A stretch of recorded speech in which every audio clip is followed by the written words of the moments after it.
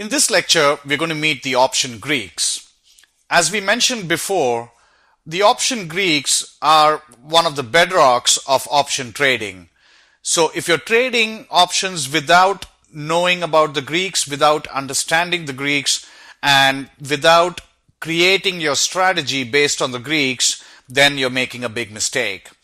So we've seen that there are three main variables that affect option prices. The first is price movement of the underlying stock. The second is implied volatility. And the third is time decay. And we have four Greeks that quantify each of these parameters. Now, options are mathematical, so we have to always bear that in mind. The prices for options are all determined by a formula based upon these three variables. There's a total of four Greeks involved here. We have delta and gamma. Delta and gamma both quantify how your option is going to behave based upon the change in price of the underlying stock. We have the Greek Vega that quantifies how your option will behave to changes in implied volatility. And we have theta, which represents time decay. So theta is probably the simplest one to understand, and delta is probably the most important one because in most cases your option is going to respond directly to delta. But all of these Greeks are very important, and we have a separate lecture on each one of these Greeks. But in this lecture, I want to go through what these Greeks are and just explain briefly, and then in the next four lectures, you're going to be seeing all these four Greeks in action on the trading platform. So delta represents the sensitivity of your option price to changes in the stock price itself. So formally, how you define delta is the amount your option will move for a $1 move in the underlying. So obviously you can imagine if you have an Apple option, for example, and if Apple moves up or down by $1, how much is your option price going to move? So that's what delta tells you. Delta also tells you your directional bias of your position. So if you have a call option or a put option, it's going to tell you how much of a directional bias you have. So, and you're going to see the delta being represented in two different ways. One is it's going to be represented as a decimal. So delta values range from 0 to 1 for calls, and they range from 0 to -1. So they're all going to be decimal values less than 1. So it'll be 0.5, 0.25, and 0.75, things like that. Delta represents the first derivative of price. So if the stock moves by $1, how much is your option going to move by? So this is the first derivative of price. Obviously, the option cannot move more than $1 because that doesn't make sense. So it's going to move a certain amount between 0 and 1 for a $1 move in the underlying. And that's why you see the values of delta is going to range from 0 to 1. And the values of delta on the put side is going to be 0 to -1 because puts move in the opposite direction. Delta values reflect the moneyness of the option. Now, what do we mean by moneyness? It's not a real word, but it tells you how much your option is either in the money or out of the money. So we have at the money options, then we have in the money options and out of the money options. And in the case of in the money options or out of the money options, how much is it in the money or how far is it out of the money? So that's what moneyness tells you. And it only is a reflection of how far the option is either in the money or out of the money. In the case of at the money, it's very clear. It is exactly where the stock price is. And so you'll see that at the money deltas are 0.5.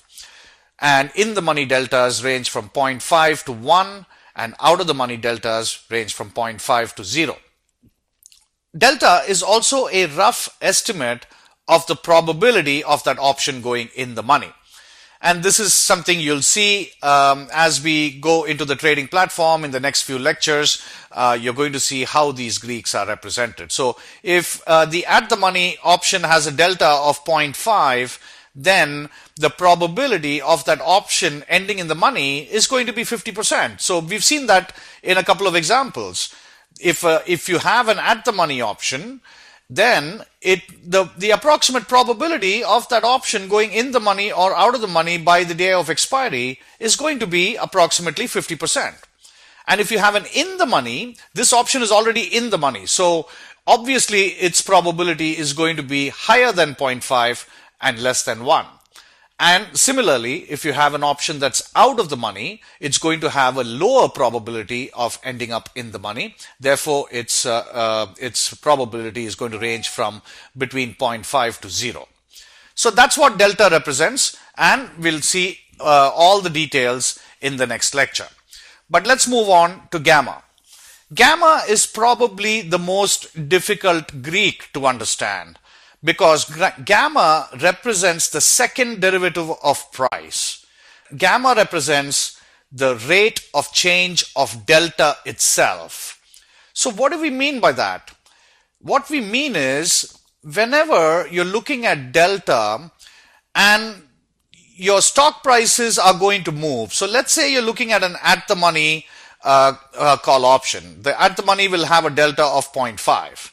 Now, as it moves either in the money or out of the money, the delta is going to change. And the delta is changing because the stock price is changing. But the rate of change of delta also changes. And that's what gamma measures. How much is delta going to change for a $1 move in the underlying stock? When an option is at the money, it'll have a certain gamma. But if it goes out of the money, it'll have a different gamma, and your delta is going to change either slower or faster depending on whether it's in the money or at the money or out of the money.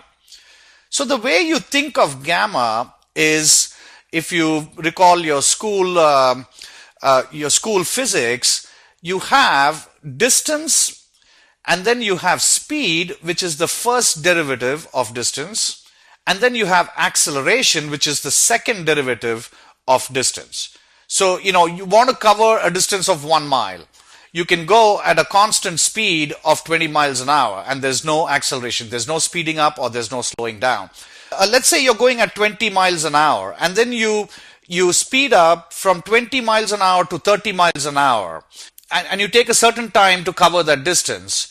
Then when you're speeding up from 30 miles an hour to 40 miles an hour, you're going to cover that same distance in lesser time because you're already starting at 30 miles an hour. So gamma is something like that. Gamma is the second derivative, and it's a very difficult Greek to understand, but it becomes very, very important when your options are close to expiry. So you can imagine when your options are close to expiry, especially on the at the money options, the at the money is jumping around a lot because they're either in the money or out of the money. And remember, at the end of the day, when an option expires, there's no such thing as at the money. It's a binary outcome. Either an option goes in the money or it goes out of the money.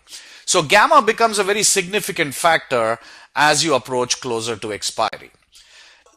This is a little bit of detail that you'll probably understand later, but think of gamma as either wanting movement or not wanting movement. So when you're a buyer of options, we know that we want movement, and we want movement in our direction. So buyers will have positive gamma because gamma is what moves the delta. So when you have a positive gamma position, you want movement. And when you have a negative gamma position, you don't want movement. So negative gamma is usually associated with an option seller's position because the seller doesn't want movement. He's perfectly happy if there's no movement in the stock. So we'll cover gamma in much more detail in the lecture on gamma, but let's move on to Vega right now. Vega represents the sensitivity of your option to implied volatility. So Vega is a number that will tell you how much your option price will move for a 1% change in implied volatility.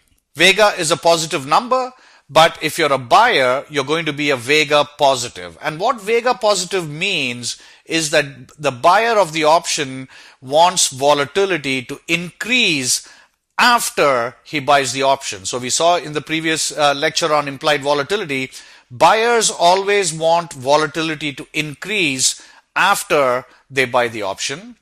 And on the flip side, a seller is going to have a Vega negative position. So the seller wants volatility to decrease after he sells the option. So those are the two characteristics of Vega, and we'll see all the details also on the lecture on Vega. Now Vega is highest for at the money options. So just like we saw on time decay, we had the highest extrinsic value for at the money options. And similarly, it's the same concept here. Vega is highest for at the money options because the at the money options represent the maximum uncertainty, and they also represent the maximum of, and they also have the maximum ability to jump around. So Vega is highest for at the money options. And as you go out into time, if you look at expiry series that are 30 days, 60 days, 90 days out, your Vegas are going to be higher for the further out options. And that again should be intuitive because there's much more time available for these options to move around and hit various strike prices. So Vegas are always going to be higher for options that are much further out in time. And as you approach expiry, the effects of Vega actually start reducing. Finally, we have theta. Theta is the amount that an option will lose value every day due to time decay. So on all options, theta is represented as a daily value. So every day, what the theta value will tell you is the amount that that option will lose in time decay. Theta is always represented as negative numbers because all options lose value. And time decay, we've seen, it hurts the buyer, and time decay benefits the seller. Time decay is also exponential as it approaches expiry. Longer options have less time decay, and time decay is highest for the at the money options in terms of absolute value, but in terms of percentage values, time decay is highest for out of the money options. And time decay only affects extrinsic value. We've already seen that.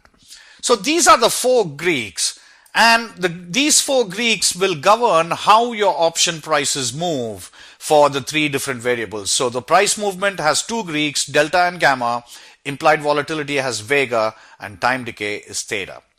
So Greeks are very critical for you to understand options. So let's put ourselves in the role of a pilot. The pilot needs to fly the plane from point A to point B. So the pilot needs a map that can show him where to go. Then the pilot also needs a reliable set of instruments to get him there. So the map consists of two things. One is you have your profit and loss graphs. We've seen that you can have a very visual idea of how your position is going to perform for various price movements in the stock. What we have not covered so far, and we're going to cover in a later course, is trade simulation and analysis. So for any options trade, you can tweak with these three parameters, whether it's the price of the stock, whether it's the implied volatility, or it's the passage of time. We can simulate these three parameters, and for every options trade, a trader should automatically do this until they get very, very familiar with how these positions, how these strategies are going to perform. So those are the two tools, that is the pilot's map. So they know where you want to go. You want to go from point A to point B, and you have a pretty good idea of how you're going to get there. How you actually get there is through the use of these instruments. And the instruments are your Greeks. The Greeks tell you exactly how your position is going to fare under various conditions of price movement, implied volatility, and Vega. So that's what we mean by The Greeks are extremely important. They are like your pilot's instrument panel. And once you get to an advanced level in options trading, you can actually put your strategies on autopilot only using the Greeks. You don't need to know what the stock is doing. You don't need to look at any CNBC or watch the markets. Once you've gotten to that level of competency, you can just look at your position Greeks and you can manage your position. So that's how important the Greeks are. And it's critical to become a skilled options trader. You have to master the Greeks, absolutely master the Greeks. There's no other way to it. So that's the end of this lecture. In the next lecture, we're going to take up delta, and after that gamma, and then vega and theta.